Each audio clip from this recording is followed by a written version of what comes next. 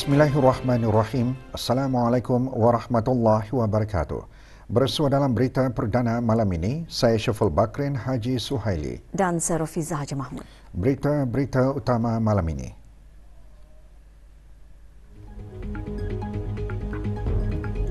Kebawah Duli Yang Maha Mulia Paduka Seri Baginda Sultan dan Yang di-Pertuan Negara Brunei Darussalam berangkat tiba di Dubai, Emirat Arab Bersatu bagi menghadiri World Climate Action Summit.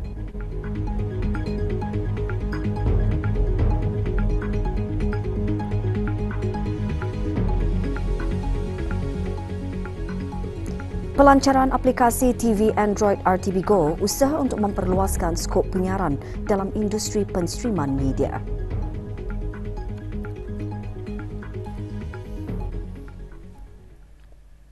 Kebawah Duli Yang Maha Mulia Paduka Seri Baginda Sultan Haji Hassan Al-Bolkiah Muizzadin wa Daulah Ibni Almarhum Sultan Haji Umar Ali Saifuddin Saadul Khariwaddin Sultan dan di-Pertuan Negara Brunei Darussalam berangkat tiba di Dubai, Emirat Arab Bersatu bagi menghadiri World Climate Action Summit yang diadakan pada 1 hingga 2 Disember 2023 semasa the 20th Conference of the Parties to the United Nations Framework Convention on Climate Change COP28. Kebawah Duli Yang Maha Mulia Paduka Seri Baginda Sultan dan Yang di-Pertuan Negara Brunei Darussalam berangkat menghadiri World Climate Action Summit bersama ketua-ketua negara dan kerajaan yang lainnya. Berangkat mengiringi Kebawah Duli Yang Maha Mulia ialah Duli Yang Teramat Mulia Paduka Seri Pangeran Muda Abdul Matin. Hadir di lapangan terbang antarabangsa Al Maktoum Dubai bagi menjunjung keberangkatan baginda ialah Yang Berhormat Datuk Seri Setia Awang Haji Irwan bin Pihin Datuk Pekermajaya Haji Muhammad Yusof, Menteri Hal Ehwal Luar Negeri Kedua, dan Tuan Yang Terutama Awang Haji Harun bin Haji Junid, Duta Besar Istimewa dan Mutlak Negara Brunei Darussalam ke Emirat Arab Bersatu.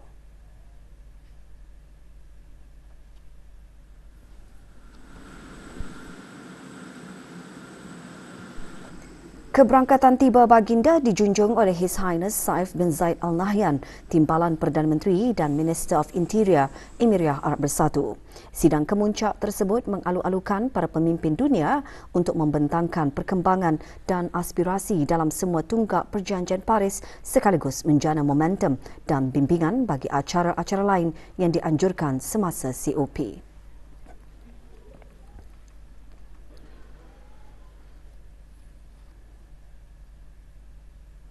Akademi Bola Sepak Dash akan menyertai kejohanan bola sepak Piala Albirex Singapura C 2023 yang akan bermula esok. 10 pemain terpilih mewakili pasukan Akademi Bola Sepak Dash ke kejohanan tersebut bertolak ke Singapura pagi tadi.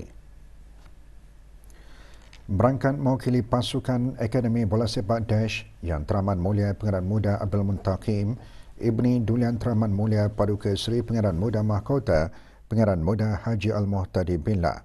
7 pasukan menyertai kejohanan terdiri daripada Brunei Darussalam, Indonesia, Thailand, Chinese Taipei, Malaysia, Singapura dan pasukan ITE West. Kejohanan akan berakhir Ahad ini.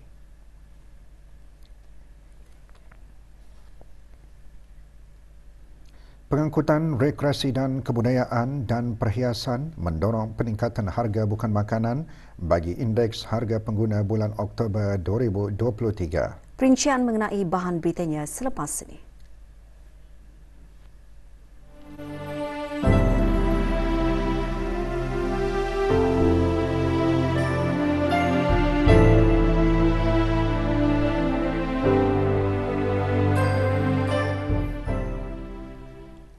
Suruhanjaya Tinggi Kanada di negara Brunei Darussalam menganjurkan breakfast dan lunwa atau sarapan pagi dalam gelap sempena Hari Antarabangsa Orang Kelainan Upaya yang disambut setiap 3 Disember.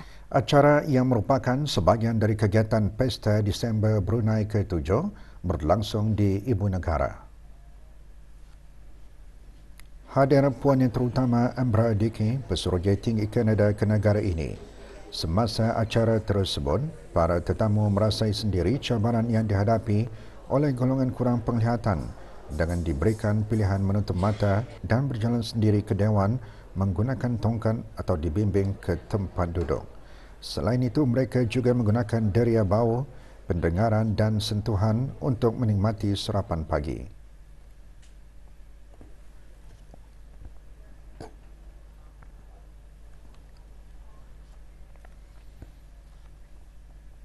Indeks harga pengguna IHP tahun ke tahun bagi bulan Oktober 2023 menunjukkan sedikit peningkatan 0.1% berbanding Oktober 2022. Ia didorong oleh peningkatan bagi harga makanan dan minuman ringan sebanyak 2.1%.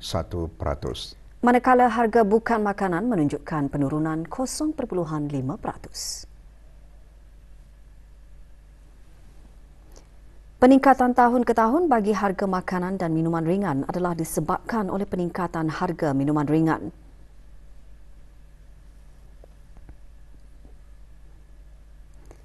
Manakala harga bukan makanan menunjukkan penurunan disebabkan oleh harga pengangkutan, perhubungan dan perumahan, air, elektrik, gas dan bahan api lain disebabkan oleh penurunan kos penyewaan kediaman.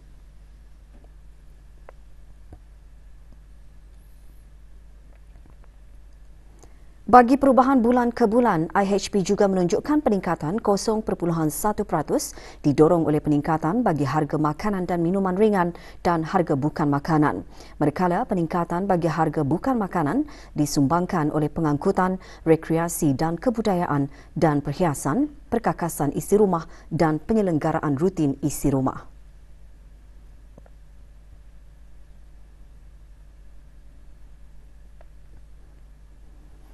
IHP mengukur perubahan harga bakul barangan dan perkhidmatan yang dibayar oleh pengguna dalam satu tempoh masa yang ditetapkan dan dikumpulkan setiap bulan. Laporan penuh IHP boleh didapati di laman sesawang JPES. Bersempena Pesta Disember Brunei ke-7, Radio Television Brunei RTB pagi tadi merasmikan RTB Mini Media Carnival dan pelancaran aplikasi TV Android RTB Go. Platform baharu aplikasi RTB Go untuk TV pintar, Android TV dan Google TV merupakan usaha untuk memperluaskan lagi skop penyiaran dan mengikuti trend teknologi semasa dalam industri penstriman media. Majlis berlangsung di Domol, Gadong. Perasmian dan pelancarannya disempurnakan oleh Dayang Haja Tutiati binti Haji Abdul Wahab, Setiausaha Tetam Kementerian Sumber-Sumber Utama dan Pelancongan.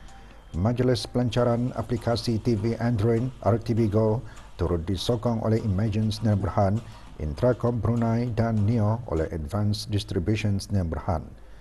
Dikendalikan oleh bahagian rancangan radio, karnival bermula hari ini sehingga Ahad 3 Disember dari pukul 10 pagi hingga 10 malam. Juga hadir Pengarah Haji Ismail bin Pengarah Haji Muhammad Kifli, pemangku pengarah RTB.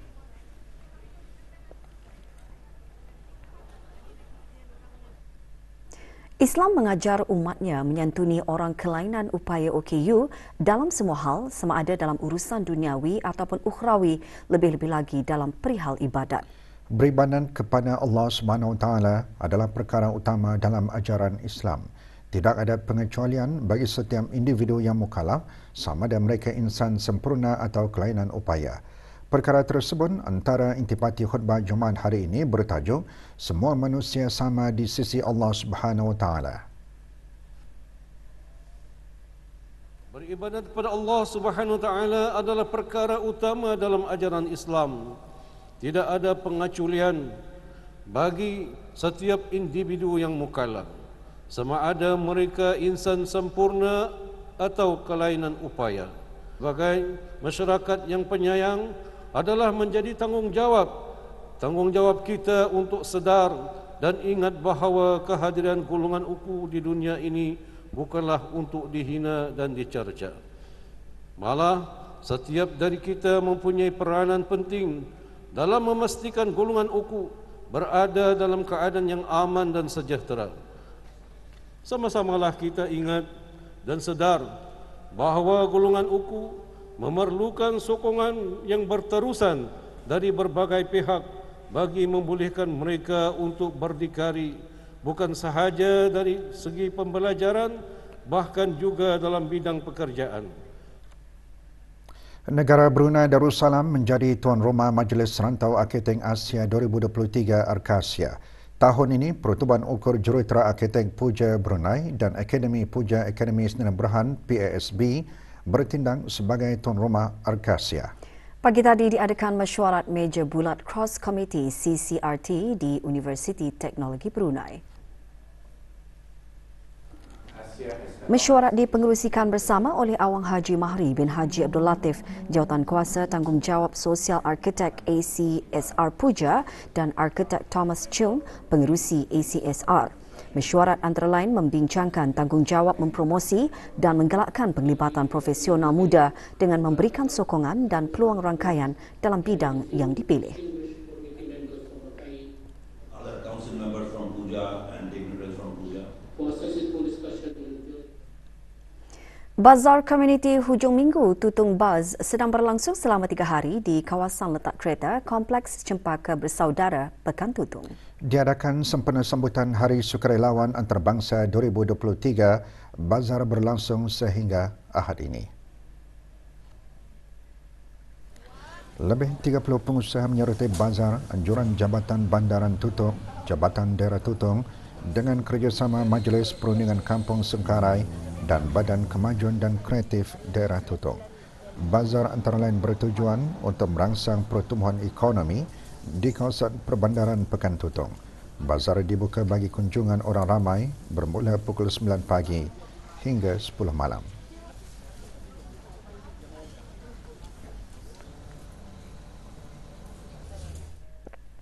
Expo Produk Tempatan 2023 bersempena Pesta Brunei Disember ke-7 sedang berlangsung di Dewan Bredik 1 dan 2 Jurudong sehingga hari Ahad ini.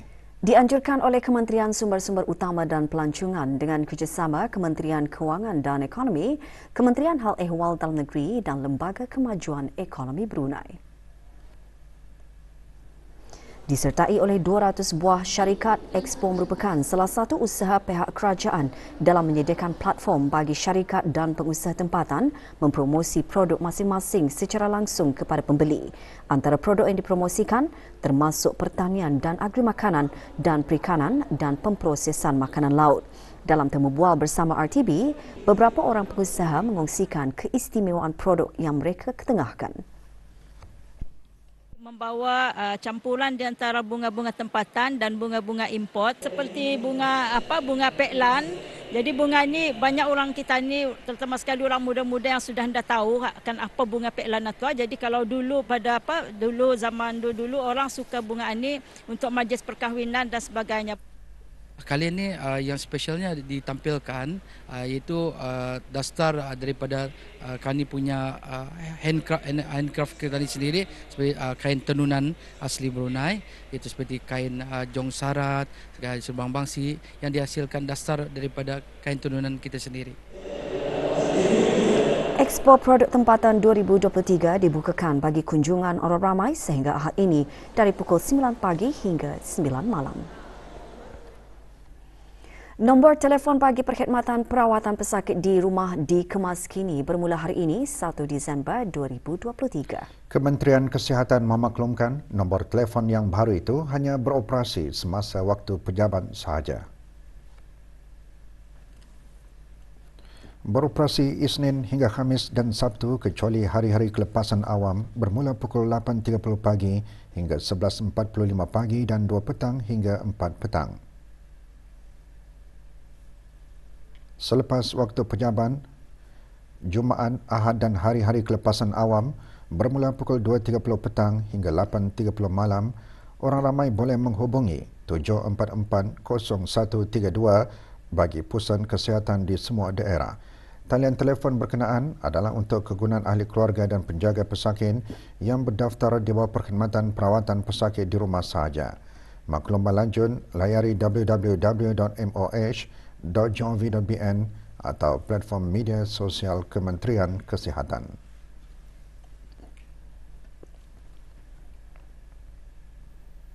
Hasrat pasukan tekbol negara Brunei Darussalam mara ke pusingan kedua di kejohanan tekbol dunia tidak kesampaian apabila tewas di tangan Portugal 2-1.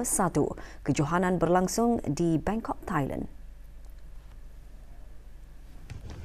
Pasukan bergu tekbol negara Brunei Darussalam gagal mengatasi Colombia apabila tewas dengan keputusan 2-0 dalam aksi pembukaan kumpulan H. Pada perlawanan kedua, skuad negara tewas kepada Portugal 2-1.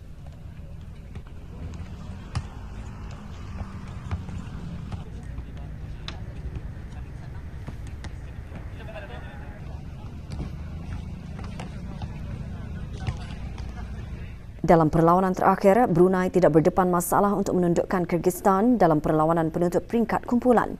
Brunei menang dengan keputusan 2-0. Bagaimanapun, skuad negara gagal layak ke pusingan seterusnya.